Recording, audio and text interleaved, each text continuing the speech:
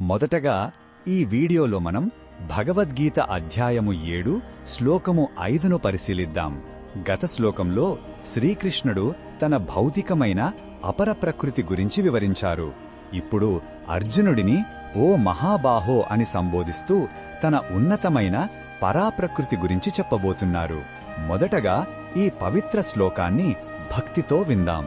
అపరేయమితస్త్వన్యాం ప్రకృతిం విద్ధి మే పరాం జీవభూతాం మహాబాహో యయేదం ధార్యతే జగత్.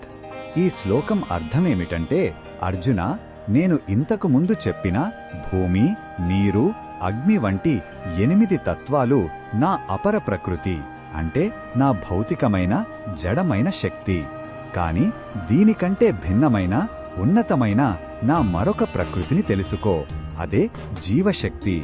ఈ జీవులే చైతన్య రూపంలో ఉండి ఈ జడమైన జగత్తును ధరించి దానిని నడిపిస్తున్నారు.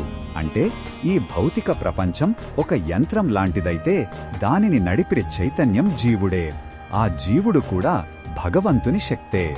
ఈ శ్లోకంలో ఉన్న భావం మనకు ఏమి చెప్తుందంటే, మనం కేవలం ఈ పంచభూతాలతో తయారైన శరీరం కాదు, మనం భగవంతుని ఉన్నతమైన శక్తి యొక్క అంశలం. మనం ఆధ్యాత్మికమైన ఆత్మలం. ఈ భౌతిక ప్రకృతి మన ఆధీనంలో ఉన్నట్లు అనిపించినా దానిని అనుభవిస్తున్న అసలైన చైతన్యం మనమే.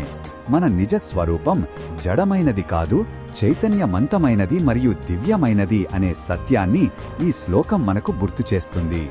ఈ బోధనను మన దైనందిన జీవితంలో ఎలా ఉపయోగించుకోవచ్చు అంటే, మొదటగా మనల్ని మనం ఈ శరీరంగా భావించడం మానివేయాలి.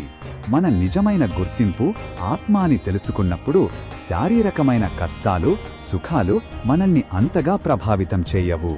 మన చుట్టూ ఉన్న ప్రతి జీవిలో కూడా అదే దివ్యమైన చైతన్యం ఉందని అర్థం చేసుకుంటే అందరి పట్ల ప్రేమ, కరుణ పెరుగుతాయి.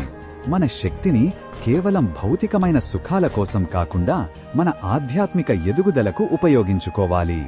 మరిన్ని భగవద్గీత శ్లోకాల అర్థాన్ని తెలుసుకోవాలంటే మా తదుపరి వీడియోలను తప్పకుండా చూడండి.